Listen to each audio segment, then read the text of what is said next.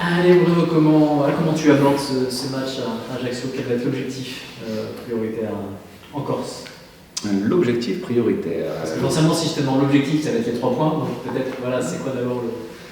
Oui, l'objectif, bon, on sait qu'on va tomber, on la connaît cette équipe d'Ajaccio, on l'a joué en match amical.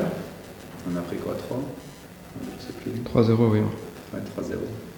Donc on l'a déjà joué en match amical. Ils sortent d'un accident contre Bastia. Et donc oui, on sait à quoi s'attendre, on sait leurs intentions, c'est dans les 5 meilleures équipes de la Ligue 2 aujourd'hui. Nous, encore une fois, on se focalise sur nous. Même si on n'avance pas ces derniers temps, il y a des choses intéressantes dans notre façon de jouer.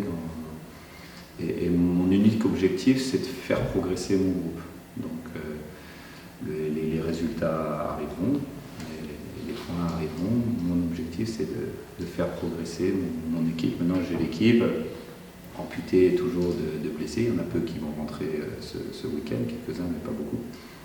Donc c'est de faire progresser mon projet de jeu, mon projet d'équipe. Et faire en sorte qu'il y ait plus d'à peu près, comme tu me disais. Oui, il y en aura toujours, mais de faire en sorte qu'il y en ait de moins en moins, effectivement.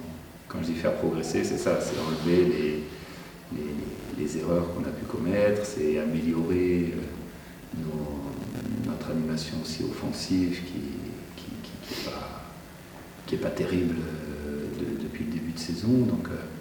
Donc oui, on a des axes de progression. Moi, c'est de faire en sorte que match après match, cette équipe avance. Quels sont les leviers, pareil, on a déjà discuté, pour améliorer ce côté offensif que tu pointes là? C'est quoi? C'est essayer de mettre les joueurs en confiance, les faire travailler différemment? Enfin, quels peuvent être les leviers justement là-dessus? Non, c'est qu'ils intègrent déjà le cadre dans lequel je les fais jouer. C'est pour ça qu'on ne peut pas comparer tous les joueurs. Florian, c'est pas le même levier aujourd'hui de travail que Yacine ou Manoubi.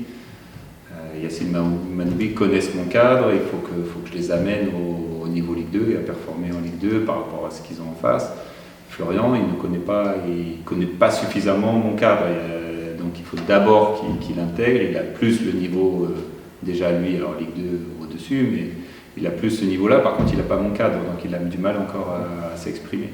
Donc mon travail, il est vraiment individuel, et effectivement en ce moment j'ai plus de temps, depuis la fin du mercato, j'ai plus de temps et je passe plus de temps individuellement avec les joueurs. Donc ça va pas être forcément, il y a le travail collectif qu'on voit à l'entraînement, ce cadre-là je le donne à l'entraînement, et après il y a tout ce management individuel pour que dans ce cadre les joueurs puissent exprimer leur qualité.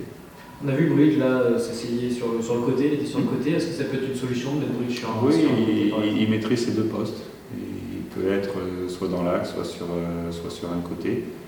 Et c'est 2 postes auxquels il peut évoluer. Donc après, les joueurs ont souvent 1, 2. Yann a déjà évolué à 3 postes. Donc ils sont pas avec un seul poste. À moi aussi, dans les entraînements, de leur faire comprendre. Bridge peut débuter là, peut débuter en fait, dans l'axe, à gauche. À moi aussi, à l'entraînement, de le faire travailler à ces 2 postes-là en fonction de mes besoins. Bon, Thiel, depuis ton arrivée, tu as joué sur un côté, tu as été suspendu aussi, tu t'es pris un carton rouge. Comment tu juges ces 10 premiers matchs de Ligue 2 que tu as vécu ici à QRM? Collectivement, déjà, je trouve franchement, l'équipe elle m'a bien accueilli. Après, je trouve qu'on a plutôt fait des résultats cohérents. On a montré à la Ligue 2 qu'on n'est pas seulement des promus, qu'on a des objectifs. Après, individuellement, oui, il y a eu des hauts et des bas, mais ça m'a servi. Et franchement, je suis content de revenir dans le groupe. J'ai joué côté contre Le Havre, c'était une bonne expérience. Maintenant, je retourne dans l'axe, c'est toujours un plaisir. Ouais, ça t'a pas posé de problème, tu savais que c'était pour l'équipe qu'il fallait qu'il passe sur le côté Oui, c'est ça, oui, parce que Damon il était suspendu, donc c'était pour dépanner, quoi. C'était une première pour toi? Tu avais déjà dépanné à gauche ailleurs Non, juste quand j'étais petit, mais ouais. Sinon, non. Parce que tu étais petit à l'époque? Oui, en âge, on va dire. Ouais. Ouais, non, mais sinon, oui, pas de souci. Si on parlait de ta taille, est-ce que tu as rapidement été grand, enfin quand tu avais 10-12 ans, est-ce que tu étais déjà grand ou est-ce que tu as mis du temps à grandir? Oui, j'ai toujours été quand même plus grand que les autres. Après, vraiment, vers 12-13 ans, c'est là où j'ai vraiment grandi d'un seul coup. Puis voilà, maintenant c'est une force et voilà quoi. J'espère marquer un but sur la tête, ce serait bien. Et puis voilà quoi. Et du coup, est-ce que de par ta taille, on t'a rapidement mis derrière? Parce que souvent, à cet âge-là, les jeunes qui sont grands les mettent plutôt derrière que devant. Est-ce que ça a rapidement été ça? Non, c'est fait naturellement en fait. J'étais bon derrière, donc on m'a mis derrière.